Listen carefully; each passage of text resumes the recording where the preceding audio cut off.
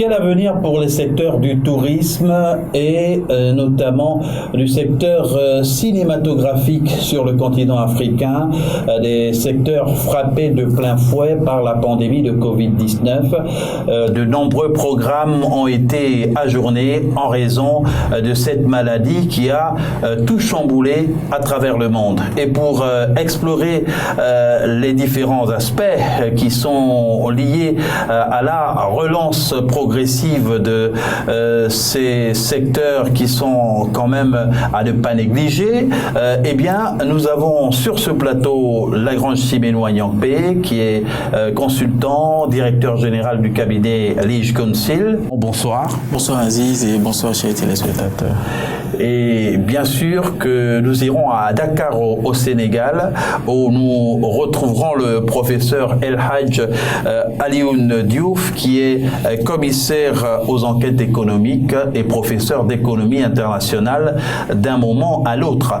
Lagrange Siménois-Nyangpé, on a beaucoup parlé de ce secteur cinématographique sur le continent qui a longtemps balbutié, et il y a eu plus qu'une lueur d'espoir avec Nollywood, qui est devenu la deuxième plus grosse industrie du cinéma dans le monde. Avec le Covid-19, eh bien, il y a des risques que ce qui a été obtenu finisse par ne plus pouvoir être maintenu.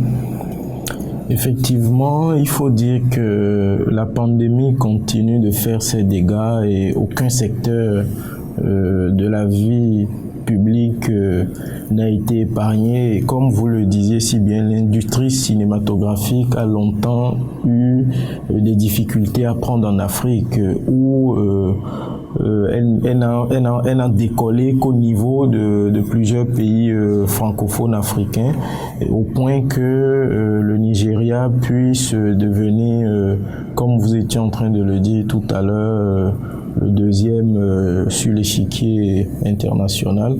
Je pense qu'il va falloir que les acteurs de ce secteur-là, puissent mettre en œuvre, réfléchir et mettre en œuvre des politiques d'unité, des politiques et peut-être des stratégies d'unité qui leur permettront d'affronter ensemble l'après-crise.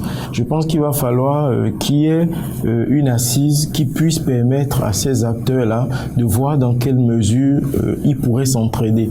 Je pense que c'est la première chose qui aurait lieu de faire, et de susciter également des accompagnements, aussi bien, pourquoi pas, des philanthropes, des institutions qui puissent véritablement les financer, qui les finançaient par le passé, et de cibler également les besoins aujourd'hui de notre continent.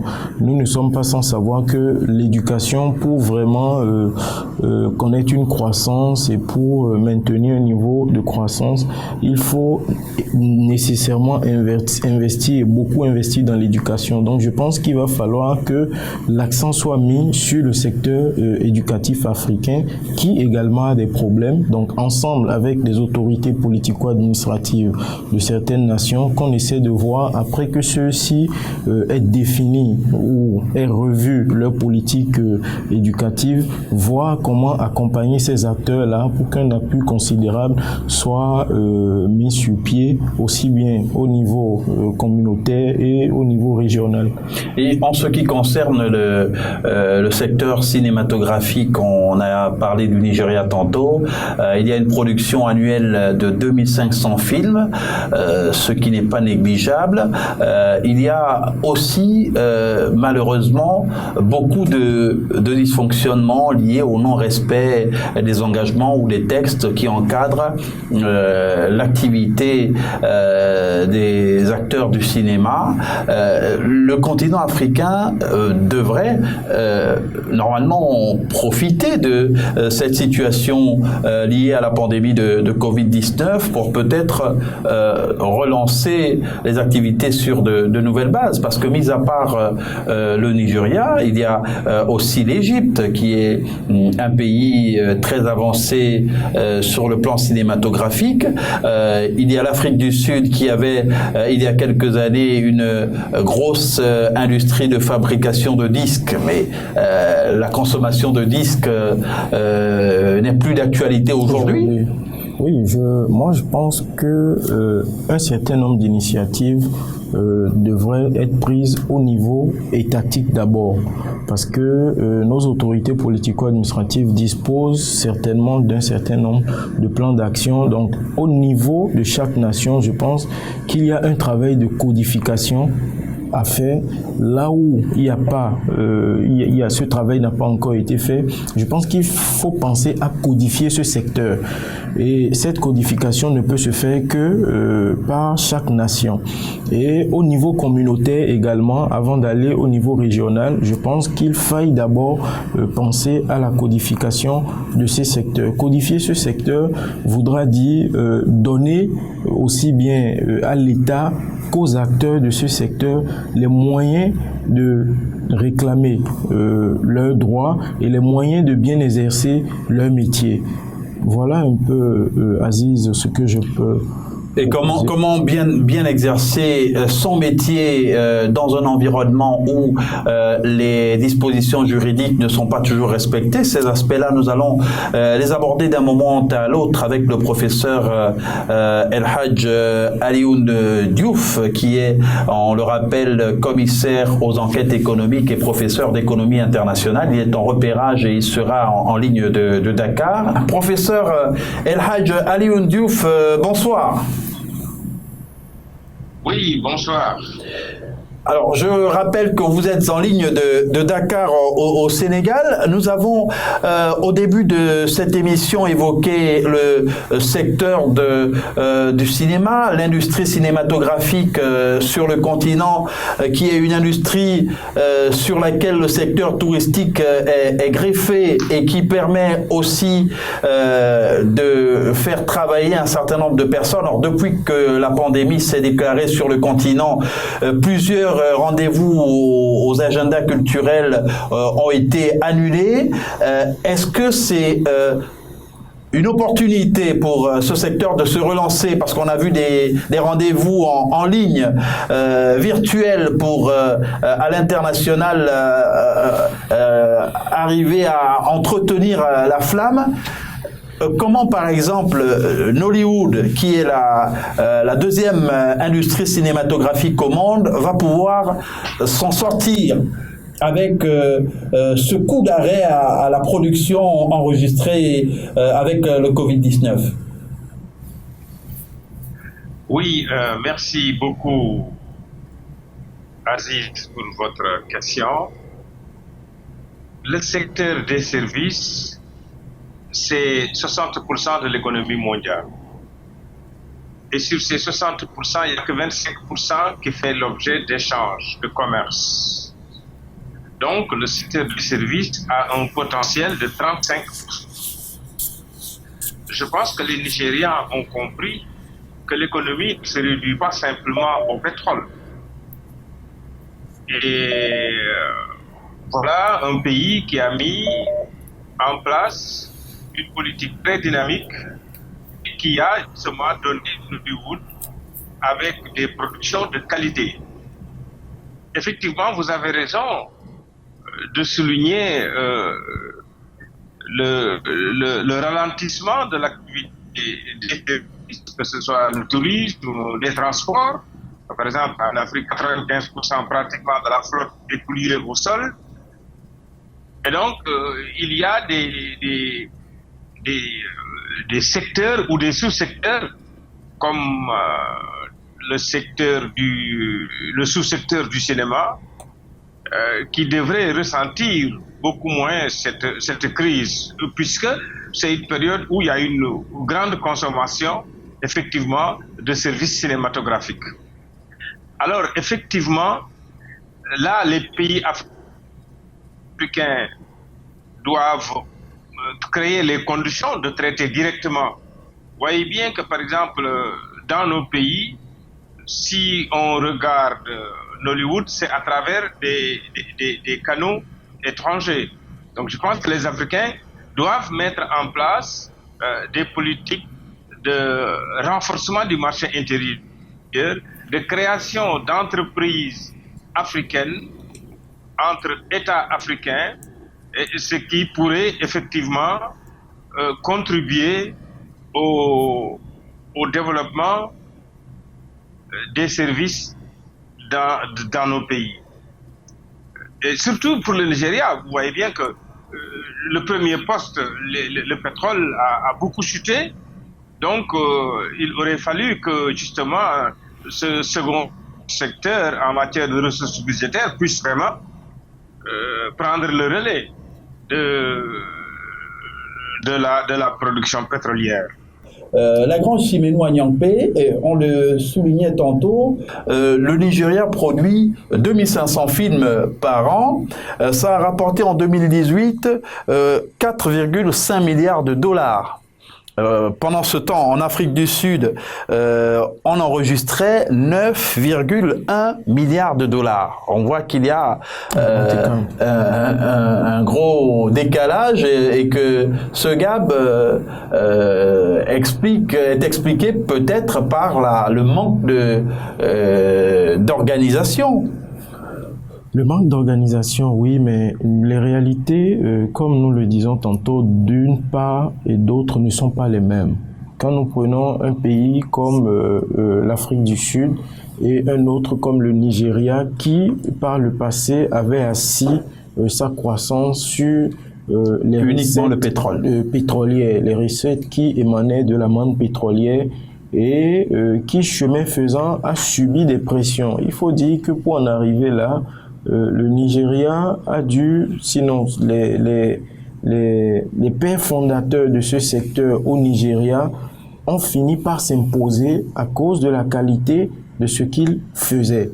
Donc c'est ça qui a amené aujourd'hui l'État aussi bien au niveau fédéral qu'au niveau décentralisé à s'intéresser à ce secteur. L'Afrique du Sud, je pense, est dans ce secteur et est en train d'accompagner ce secteur depuis très longtemps, bien avant que le Nigeria ne le commence sur son territoire. Vous voyez un peu, donc je pense qu'il est compréhensible qu'il y ait cet écart-là. Et comme le disait le professeur tout à l'heure, ils ont organisé, le Nigeria a compris et a organisé ce secteur-là. Je pense que ce n'est toujours pas ce qu'il faut, ils peuvent mieux faire et qu'ils sont toujours en train de travailler à l'améliorer. Quant à l'Afrique du Sud, je ne pense pas qu'il faille comparer ces données-là, qu'il faille chercher à comparer ces données-là, mais qu'il faille, comme je le disais tantôt, que les acteurs se mettent ensemble et que l'État, aussi bien au niveau fédéral ou peut-être décentralisé, puisse se rapprocher de l'autre État, c'est-à-dire de l'Afrique du Sud, pour voir quels ont été les mécanismes qui ont été mis en place au niveau national en Afrique du Sud et comment est-ce que ces mécanismes pourraient être mis en œuvre, faire une étude pour voir si ces mécanismes pourraient être mis en œuvre au Nigeria avant d'enclencher le processus. Et maintenant, nous avons les canaux, les chaînes internationales les groupes européens de diffusion qui viennent sur le continent africain et qui proposent bien sûr des contrats alléchants à ces producteurs. Et c'est d'ailleurs sur ces chaînes-là que ces films sont diffusés.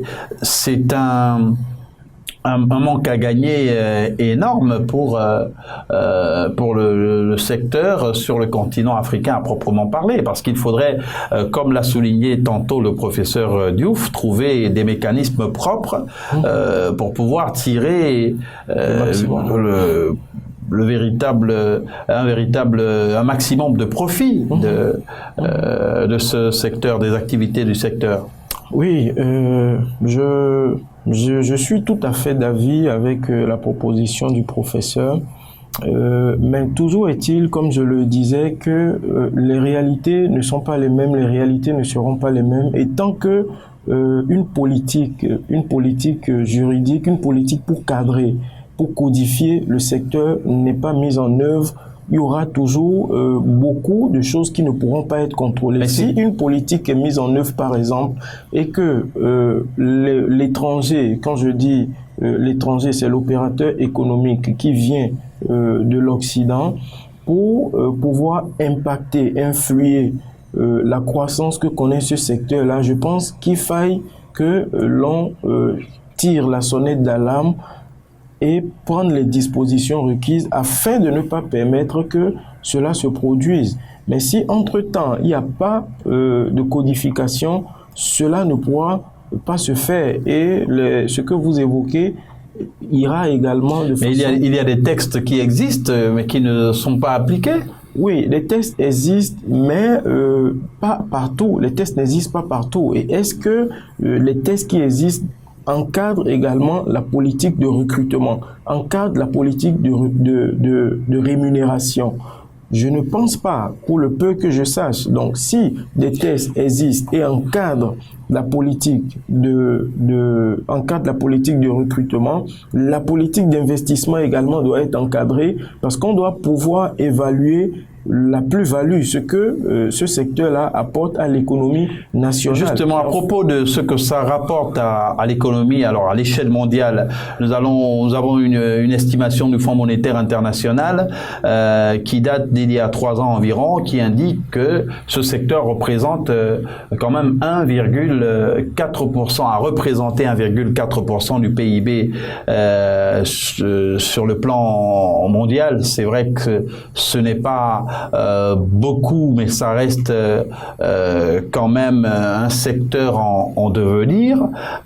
C'est un secteur qui est plus ou moins organisé ou bien en voie de l'être sur le continent africain, mais c'est surtout par rapport à la mauvaise volonté des pouvoirs publics. Il n'y a pas de... Est-ce qu'il faut parler de mauvaise volonté? Moi, je pense qu'il faut parler plutôt de priorité. Chaque nation, chaque autorité politico-administrative qui arrive définit ses priorités. Oui, mais c'est un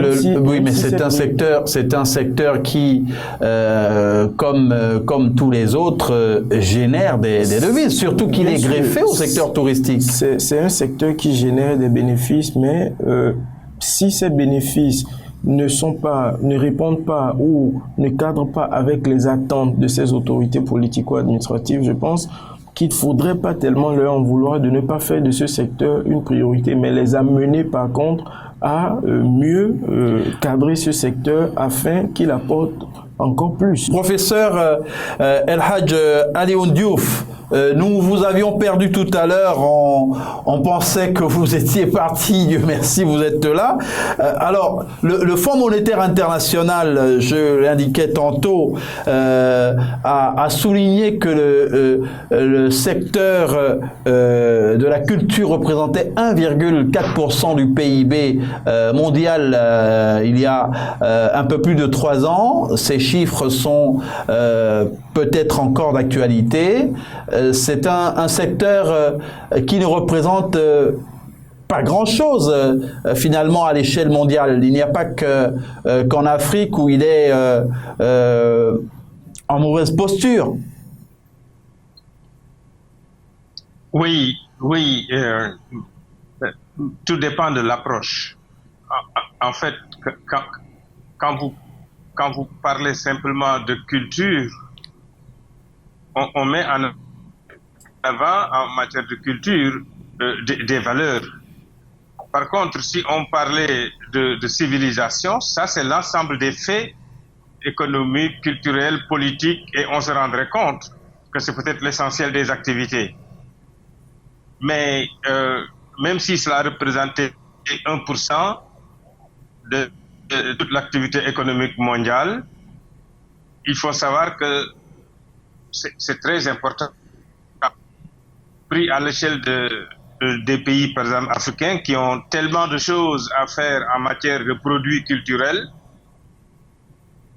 ce serait une somme énorme. Et donc, il ne faut pas que les Africains négligent ce secteur-là. Parce que c'est assez large ce qu'on entend par culture. C'est assez large. Donc, je pense surtout que le potentiel que les Africains ont dans le domaine de la culture est encore inexploité. Parce que c'est justement dans ce domaine où il n'y a pas de trop grande différence entre les pays développés et les pays en développement. Faire du théâtre, faire du cinéma, tout le monde peut le faire.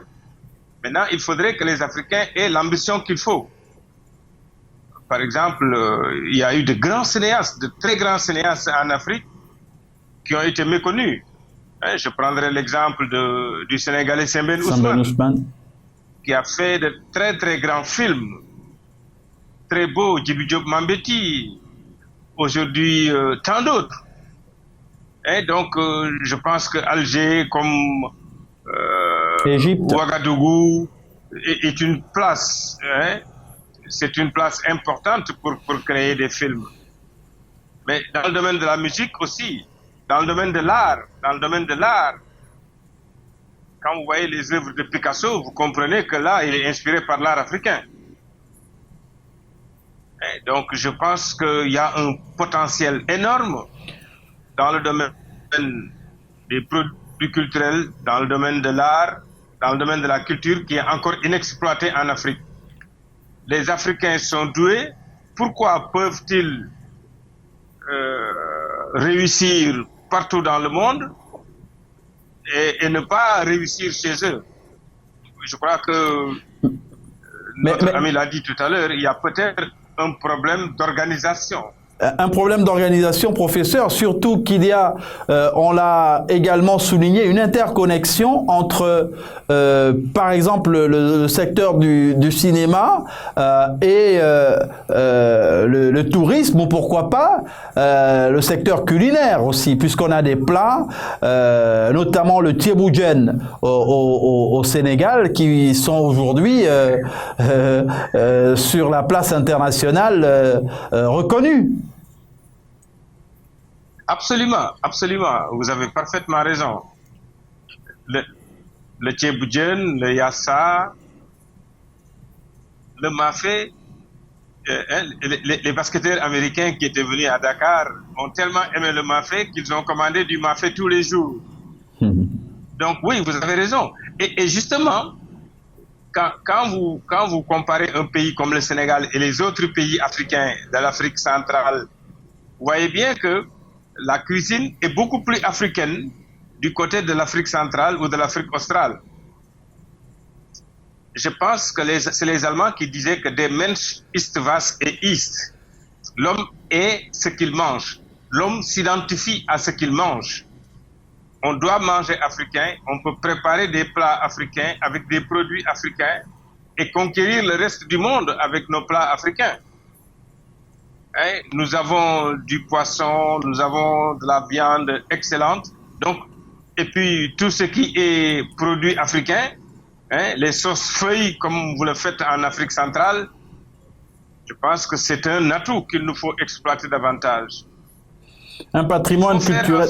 Il y a une chose qui me surprend. Si vous voulez un produit africain en général dans toute l'Europe, c'est des Chinois qui veulent le vendre. C'est pas des Africains qui veulent le vendre. Donc là, il y a quelque chose à faire. On ne peut pas laisser les produits ethniques africains être ignorés par les commerçants africains. Je pense que là, il y a quelque chose à faire. Et c'est une question de conditionnement simplement des produits, d'emballage. Il faut trouver la façon de présenter le produit et de l'emballer pour que justement ce qu'on appelle ces odeurs, etc., ne puisse pas déranger le fret aérien ou le fret maritime. Donc, je pense qu'il y a des efforts vraiment à faire dans ce domaine-là. Vous avez raison de soulever cette question-là. Pour ma part, c'est une question importante. Et en ce qui concerne la Grange Chimène Wanyangpe, l'organisation pour notamment permettre, encourager la consommation de produits africains par des Africains, nous l'avons souligné en faisant ressortir qu'il y a un intérêt à mettre en avant le secteur touristique tout en lui donnant les moyens de se développer pour attirer des éventuels clients. Alors, oui, le secteur cinématographique peut aider au renforcement du tourisme, en ce sens que si de bonnes productions cinématographiques sont faites, cela va donner aux consommateurs, aussi bien intra-africains qu'étrangers, c'est-à-dire hors de l'Afrique, de venir découvrir le lieu où s'est déroulée cette production, de venir chercher à découvrir les mets. Mais avant d'en arriver là, je pense, comme je le disais tout à l'heure, qu'il faille parler de l'investissement que nécessite ce secteur. Ce secteur nécessite beaucoup d'investissement. Et parlant d'investissement, il faut parler d'abord de la formation. Il faut investir dans la formation. C'est vrai qu'il y a des écoles aujourd'hui de cinématographie dans quelques pays, des écoles de référence, mais il faut davantage investir dans cette formation-là et aider ceux-là qui acceptent d'aller se faire former à s'équiper, à avoir le matériel qui pourra leur permettre de perfectionner et de bien faire leurs études. Vous ne pouvez pas demander aujourd'hui à quelqu'un qui étudie de l'informatique de faire ses études sans disposer d'un ordinateur. C'est difficile. Donc, il serait également difficile de demander à quelqu'un qui fait une formation de caméraman, si je me permets le terme, de ne pas disposer quand même d'une petite caméra pour pouvoir s'exercer. Donc, il faille investir énormément d'abord dans la formation et après dans l'achat d'équipements nécessaires à pouvoir outiller ceux-là qui se sont formés et de mettre en œuvre maintenant des politiques pour que ces personnes-là puissent produire. Parce que oui, nous les encourageons à aller se faire former, mais il faut également mettre en œuvre des politiques pour les aider à mettre sur pied des entreprises, soit à s'auto-employer ou à être employés, quitte à apporter une plus-value à l'économie. Donc cela nécessite des investissements aussi bien à court terme qu'à long terme et dont les résultats aussi ne pourront se voir qu'à long terme. Donc, professeur El Hadj Alioune Diouf, certains pays ont pensé à la mise en place d'un fonds pour aider les acteurs du secteur cinématographique à se maintenir, mais surtout à survivre, parce que sans ces rendez-vous, sans ces spectacles qui sont organisés à travers le continent et à certaines dates, et voire à travers le monde, il est difficile pour eux de fonctionner. Et lorsque tout était à l'arrêt, est-ce que la solution pourrait être ce fonds qui permettrait de financer des activités pendant un moment? Oui, c'est ce que tous les pays font, tous les pays développés. Hein? Vous voyez, en France, par exemple, les artistes peuvent bénéficier de ce qu'on appelle le statut d'intermittent du spectacle. Et dans ces conditions, ils ont un certain nombre de revenus. Donc la situation est moins dure pour les artistes, pour les acteurs. Ces intermittents sont des saisonniers, donc ils ont un travail qui leur est offert en fonction des besoins. Oui, les théâtres par exemple, les acteurs qui jouent quotidiennement. Aujourd'hui, même les théâtres sont à l'arrêt, mais on les considère maintenant comme des intermittents du spectacle. Et dans ces conditions, ils sont payés, ils ont un revenu, contrairement effectivement aux acteurs africains qui ne peuvent pas bénéficier de ce statut. C'est pourquoi je dis, je soutiens ce fonds qui va aider les acteurs parce qu'ils ne peuvent pas travailler et c'est pas de leur fait. C'est à cause du statut, du confinement, du lockdown qu'on leur a demandé de ne plus travailler. Donc il faudrait que la société fasse preuve de solidarité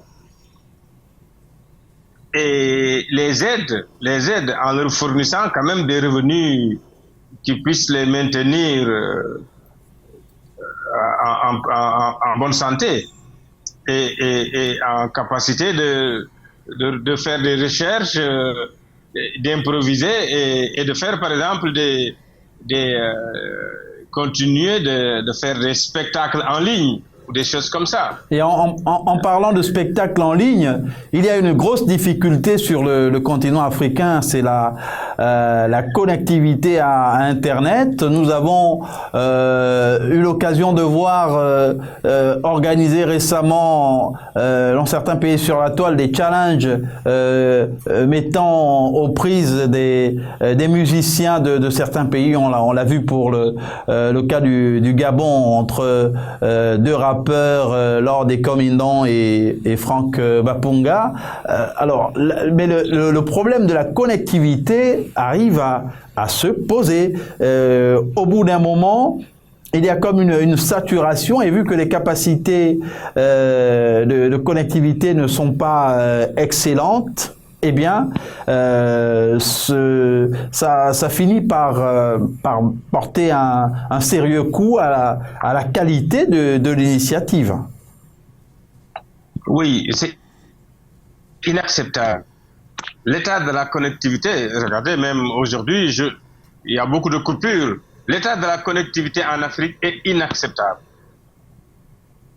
Et pourtant, ça ne demande pas des sommes faramineuses. Donc je pense que là, il faut vraiment une volonté politique africaine pour vraiment réaliser ce qu'on appelle la connectivité entre tous les États africains, entre toutes les villes africaines. Même des fois à l'intérieur d'un pays, vous voyez des villes qui sont complètement déconnectées. Mais aujourd'hui, on arrive à partir de Dakar à suivre Label TV. Donc il y a un progrès qui est fait, mais il faut améliorer la connectivité. Améliorer la connectivité, ça aiderait à proposer un certain nombre d'activités virtuelles, comme c'est à la mode actuellement en raison de la distanciation physique à respecter compte tenu des risques de contamination au Covid-19. Oui, absolument. Aujourd'hui, on sait que toutes les conférences qui se feront à travers justement de manière digitale. Donc on parlait de numérique, on parlait de faire la révolution du numérique, mais on est resté un peu au stade d'incantation ou de vœux pieux. Je pense que cette crise du Covid met sur la table la question du développement technologique des services en Afrique. Nous avons montré des capacités extraordinaires dans ce domaine. Vous savez qu'en matière, par exemple, de back-office, il y a des entreprises à Dakar, comme au Kenya ou ailleurs, qui traitent des affaires de sociétés américaines. Donc, nous avons la possibilité, oui, nous avons, depuis très longtemps, ça fait plus de 20 ans, par exemple, que Téléservices au Sénégal s'occupe un peu des bagages perdus dans les aéroports américains. Ça, c'est établi, c'est un magistrat qui est à la tête de cette industrie. Il y a des capacités réelles dans le domaine des services. On ne peut pas les exploiter si on n'a pas une excellente connectivité. Hein? Vous voyez bien que même le président chinois l'a compris en parlant avec la route de la soie de connectivité, assurer la connectivité dans le monde, non seulement par le transport aérien, transport terrestre, mais par les technologies aussi de l'information. Hein, l'autre jour, avec Zoom, par exemple, on a pu faire une conférence malgré les difficultés qu'on a eues. Tout de même, on doit aujourd'hui comprendre que c'est devenu un impératif. La question de la connectivité en Afrique est devenue un impératif. La grande Simenou Agnampé souhaite réagir, mais je veux juste souligner que les acteurs soulignent qu'ils gagnent plus d'argent en développant leur marque sur les réseaux sociaux plutôt qu'en développant des films. Oui, moi je voudrais d'abord dire que par rapport à la question de la connectivité, par rapport à la question de la connexion Internet, ça repose un autre problème fondamental qui est le problème de l'énergie. Si nous n'arrivons pas à nous autosuffire en énergie électrique, il va être difficile de pouvoir jouir de la connectivité. Parce que il faudra alimenter les appareils qui nous permettront d'abord de jouir de cette connexion-là.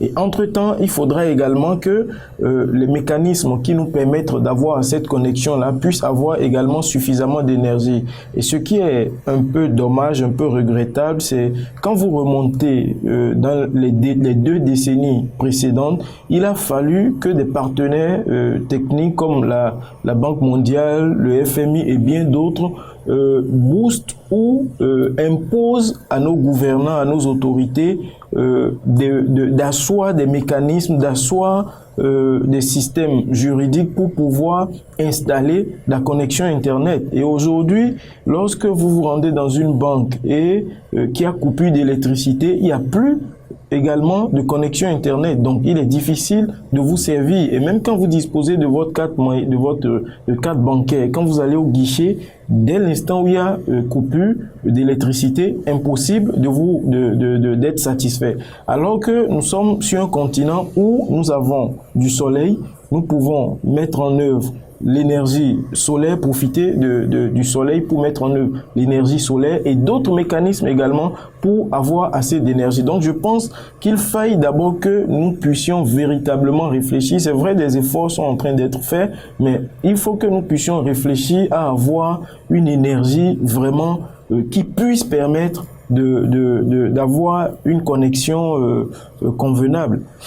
Professeur El Hadj Aliou Diouf, nous devons réfléchir, comme l'a dit la grande Chimène Wanyankpé, mais on doit réfléchir et faire vite, parce qu'il faut absolument rebondir après cette crise de Covid-19. On a évoqué, par exemple, le patrimoine culturel, le patrimoine culinaire africain, qui fait partie de ce patrimoine culturel. Pourquoi ne pas, par exemple, à côté du tchéboujen, à côté du couscous marocain, de l'attiéké ivoirien, faire la promotion d'autres mets pour arriver à attirer le meilleur de ce que cela peut nous procurer dans cette période de crise. Oui, parfaitement. Je suis d'accord avec Lagrange que l'énergie est au début de tout. Et je pense que ça, on le dit depuis le début des indépendances. Je crois que sur la question de l'énergie, ne parlons même pas du pétrole, tout le monde sait que nous en avons. Mais le soleil, le vent, l'énergie éolienne, l'énergie solaire, pourrait faire l'affaire en Afrique. On a comme l'impression qu'il n'y a pas la volonté politique d'aller vers le règlement de la question de l'énergie. Mais dans le domaine, vous l'avez dit, dans le domaine de l'art culinaire, vous voyez bien que partout dans le monde, on parle de cuisine japonaise, de cuisine vietnamienne, chinoise, etc. Effectivement, vous avez raison de dire que, à côté du fameux couscous marocain, du fameux tchéboujen sénégalais, de l'attiéké ivoirien, on peut parler des sauces feuilles de l'Afrique centrale. J'ai fait un séjour à Douala où j'ai été émerveillé par l'art culinaire camerounais. Je pense que nous devons réfléchir davantage à, justement, cette capacité que nous avons à imaginer des plats culinaires qui feraient le tour du monde.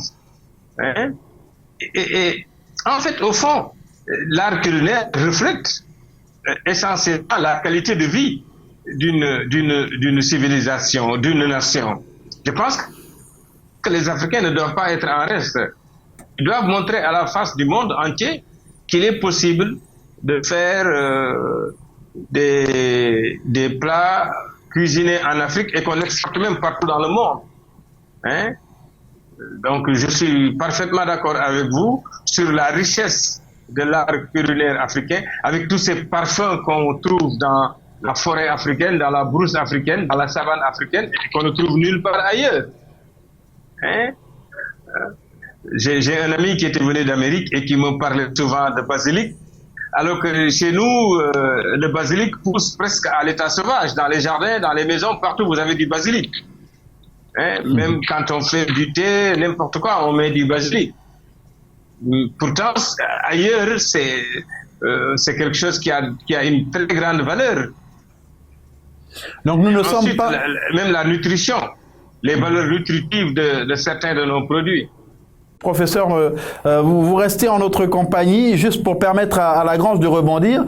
On dirait que nous ne sommes pas suffisamment conscients de ce que nous avons comme ressources à proposer. Est-ce qu'il faut dire que c'est un problème de conscience? Je pense que le professeur l'a dit tout à l'heure, c'est un problème politique.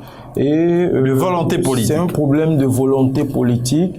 Et moi, je pense aujourd'hui, j'ai compris depuis un moment qu'on peut faire de la politique autrement. Vous savez, le célèbre pasteur noir américain qui a été le leader de la lutte pacifique et qui a bouleversé les choses aux États-Unis, Martin Luther King, pour moi, c'était un politique. Aujourd'hui, il faille que nous puissions faire comprendre d'abord aux enfants et à la jeunesse qu'on peut beaucoup apporter pour son pays. Beaucoup apporter pour son pays, c'est mettre en œuvre des moyens à son niveau pour mener des réflexions et susciter l'attention des uns et des autres pour que ces réflexions soient poussées et apporter un changement. Je pense que c'est ce que ce célèbre pasteur et ceux qui l'accompagnaient ont eu à faire. Et nous avons également ce problème de mentalité là aujourd'hui en Afrique où à 25 ans, on pense encore que il faut aller faire un concours pour se faire recruter dans une administration pour pouvoir joindre les deux bouts, alors que nous avons la terre, alors que si nous sommes citadins et que nous nous jetons un regard en arrière, au village, nos parents ont certainement des terres que nous pouvons cultiver pour apporter une plus-value. Je ne sais pas si vous voyez un peu l'approche que je suis en train de donner. Oui, mais professeur, justement, les métiers de la terre, à tort ou à raison, ont souvent été présentés dans de nombreux pays africains comme des métiers dévalorisants, comme des métiers sales. Et pourtant, il faut d'abord pouvoir se nourrir pour être capable d'exister, de s'imposer dans le concert des nations. Oui, je suis parfaitement d'accord. Parce que il y a un fameux intellectuel péruvien du nom de Hernando de Soto. Il a fait un ouvrage qu'on appelle Le mystère du capitalisme. Il montre pourquoi le capitalisme réussit partout en Occident et échoue ailleurs. Il dit c'est simplement la question du capital. En Afrique, malheureusement, les entreprises sont informelles. Le paysan qui travaille la terre a un petit lopin de terre qu'il aura toutes les difficultés à moderniser parce qu'il n'a pas un titre sur la terre qui lui permet de pouvoir bénéficier de prêts à la banque. Donc il nous faut faire véritablement une révolution agricole en Afrique et décider que les Africains ne seront plus des importateurs nets de produits alimentaires. Il est inacceptable qu'on aille importer du riz au Vietnam, au Bangladesh, en Chine ou ailleurs. Nous devons pouvoir produire le riz que nous mangeons et les autres céréales que nous mangeons. Il est tout à fait possible de le faire en Afrique. Nous avons le savoir-faire. Les rendements sont aussi importants que ceux d'Asie, mais on ne protège pas notre marché intérieur sur ce plan-là. On ne protège pas notre marché intérieur et on a fait en abordant cette question, notamment la question du développement des initiatives pour relancer l'industrie cinématographique. Bien sûr, on a fait le lien avec l'art culinaire, avec le tourisme.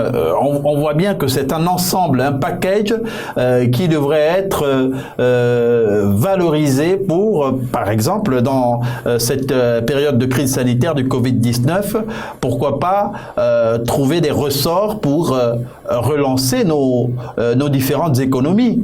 Donc il y a une interconnexion entre ces différents secteurs.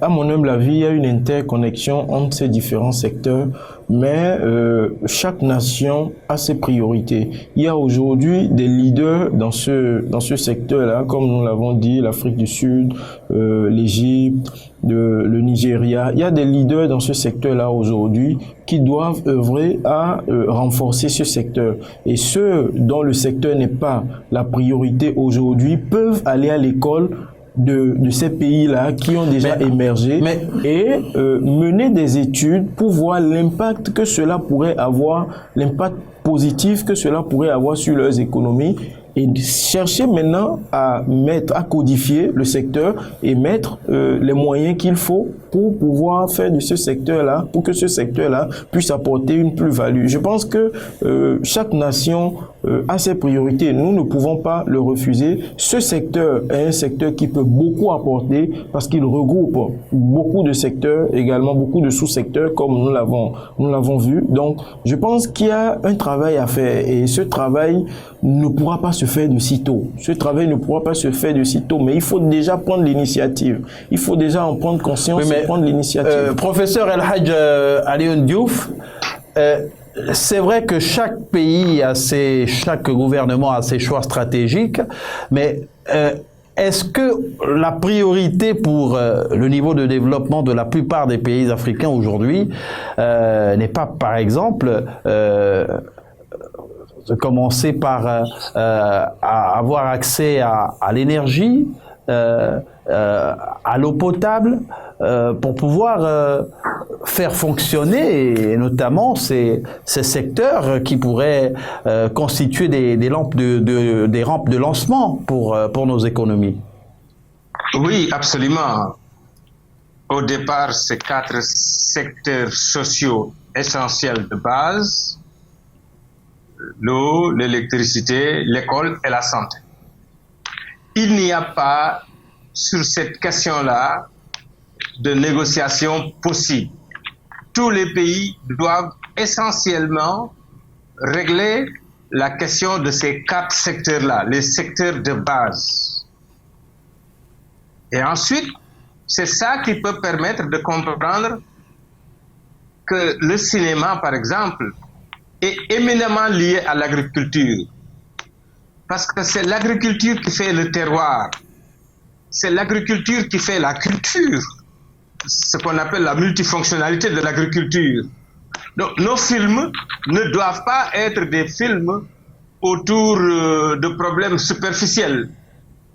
Et nos films doivent mettre en valeur justement nos richesses, nos capacités, notre culture, la richesse de notre culture, la beauté de notre culture, la beauté des faits culinaires, la beauté des faits culturels.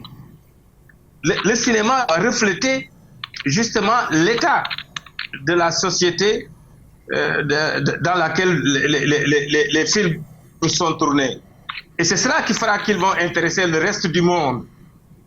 C'est comme Senghor le disait à l'époque, c'est le rendez-vous du donner et du recevoir. Vous voyez, ce qu'on appelle l'universel, chacun y va avec ce qu'il a de spécifique, ce qu'il a qui fait sa personnalité intrinsèque. Donc, les questions sont liées. Vous ne pouvez pas développer votre pays, ni votre culture, ni vos services si les secteurs de base ne sont pas réglés. L'école, la santé, l'électricité et l'eau. C'est ça qui fait qu'on a justement cette conscience historique collective d'appartenir à un État. Vous savez, en Afrique, il y a des fois des images violentes. Le jeune qui est en âge d'aller à l'école et qui va dans une école où c'est une case, un abri provisoire. C'est inacceptable. Donc, il faut faire les investissements qu'il faut dans l'école, dans la santé, dans l'électricité et dans l'eau. C'est inacceptable qu'il y ait des pays où il n'y a pas l'eau, alors que nos pays se comportent comme de grands pays développés. Nos présidents ont des avions personnels. Si vous venez dans nos pays, vous voyez une classe qui vit mieux peut-être même que les classes bourgeoises en Occident. Il y a des questions à revoir. Le moment est venu de revoir ces questions-là. On ne peut pas vouloir rivaliser avec le reste du monde si dans nos pays, les gens n'ont même pas l'eau ou l'électricité. C'est inacceptable. Il n'y a pas d'évacuation des eaux usées. Il n'y a pas d'infrastructure. C'est inacceptable. Il y a Lagrange qui réagit. Vous savez, le défunt président Sankara disait le champagne pour très peu ou l'eau pour tout le monde. C'est dire quoi? Le secteur cinématographique, comme nous le disons aujourd'hui, est en mesure de beaucoup apporter à l'Afrique. Parce que vous imaginez qu'aujourd'hui, vous allez en Asie, vous allez en Europe, vous allez à des milliers de kilomètres de l'Afrique, et des gens pensent toujours que l'Afrique n'est que le lieu du désordre.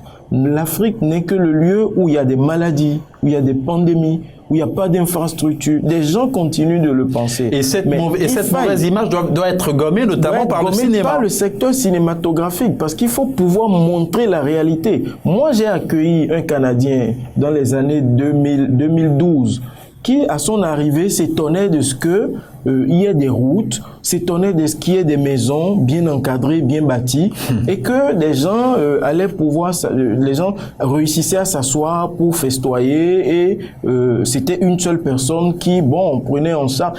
Il y a cette mentalité-là également que le secteur cinématographique peut amener à changer et amener ceux-là, parce que quand l'un vient découvrir, mais il va raconter aux autres.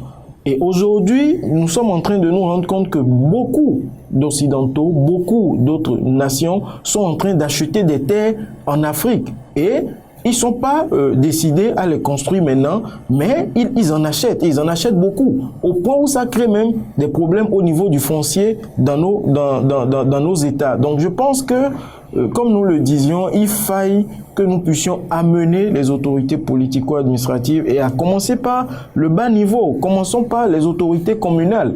Trouvons les moyens, réfléchissons véritablement à trouver les moyens pour amener ces autorités-là à prendre conscience. Les autorités au plus bas niveau, c'est-à-dire au niveau de l'administration décentralisée, peuvent beaucoup faire, peuvent beaucoup apporter. Mais si nous visons toujours nos gouvernements, je pense que nous aurons souvent des difficultés de malcompréhension, des difficultés qui vont amener à ce que nos visions ne soient pas prises en compte, alors que ça aurait été des visions, des visions qui pourraient sortir l'Afrique et beaucoup de pays de leur léthargie.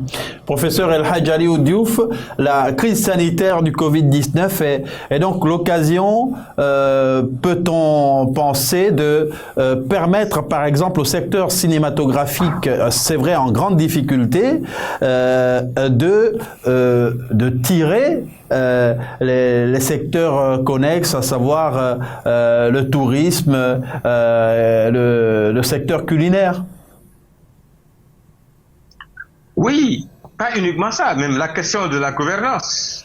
Le cinéma ne peut pas être neutre.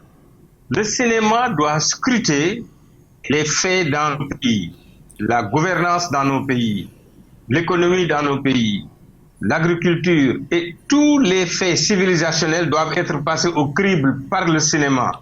Par essence, le cinéma est critique. Par essence. Moi, je ne parle pas en l'air. On dit le poisson pourri par la tête. Le vrai problème dans nos pays, c'est l'administration de nos pays. Et on ne peut pas parler de ça sans parler du gouvernement et des présidents.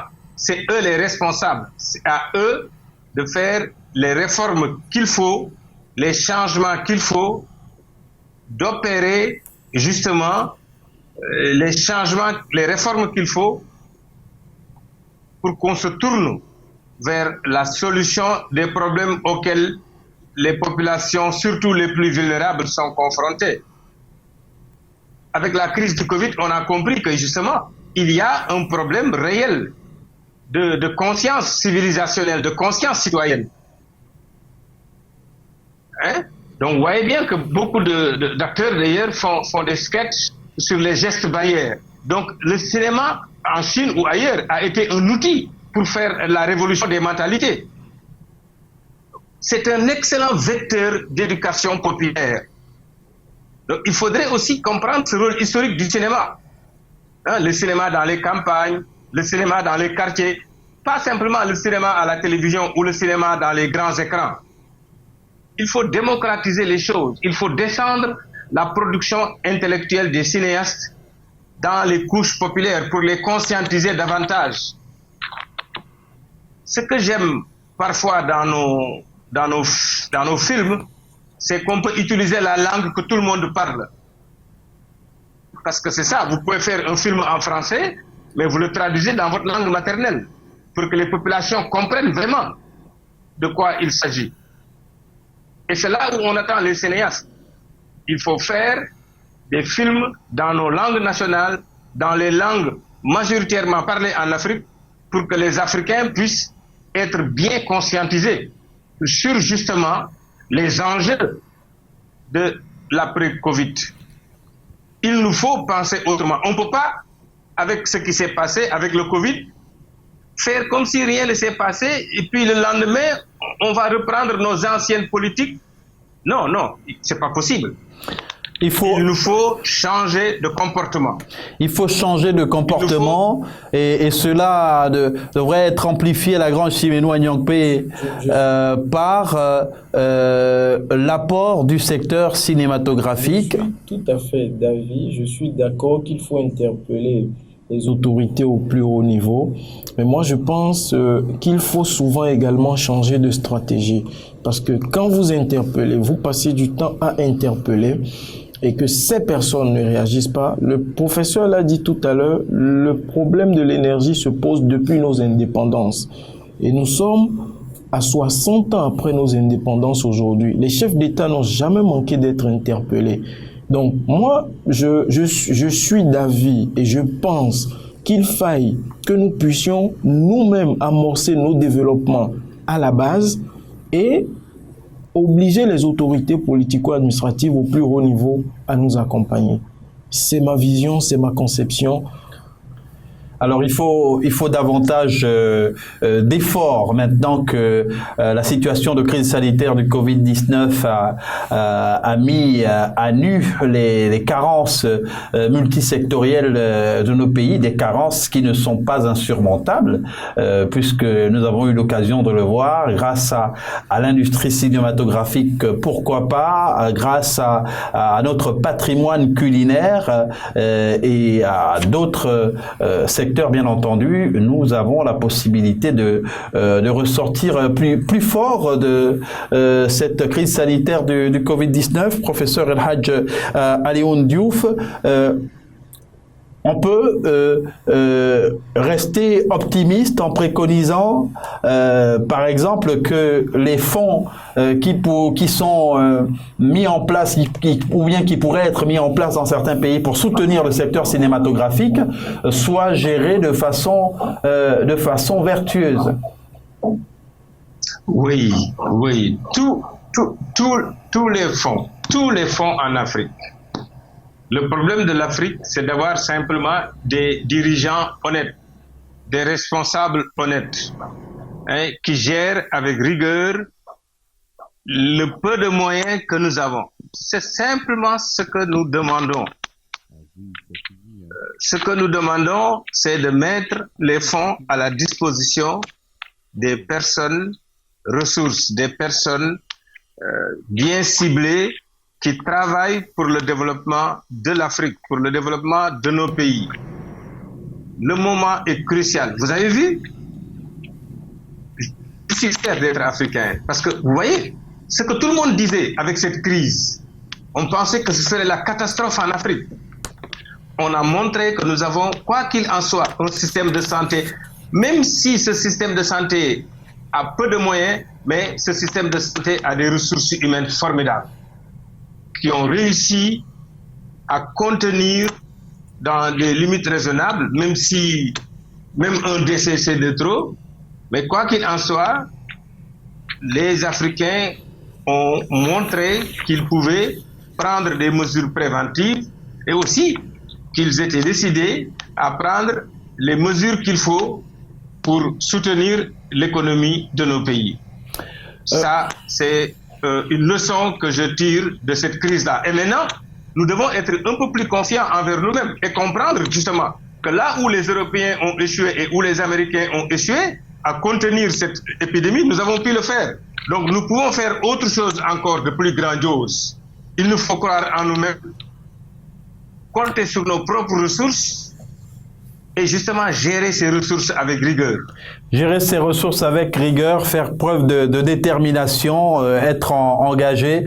Nous étions en compagnie ce soir de Lagrange Simenou Agnampe, directeur général du cabinet Lige Council et chroniqueur dans cette émission. Le professeur El Hadj Alioune Diouf, commissaire aux enquêtes économiques et professeur d'économie internationale, était en ligne de Dakar et nous remercions le professeur El Hadj Alioune Diouf pour sa disponibilité parce que nous l'avons pris au pied levé.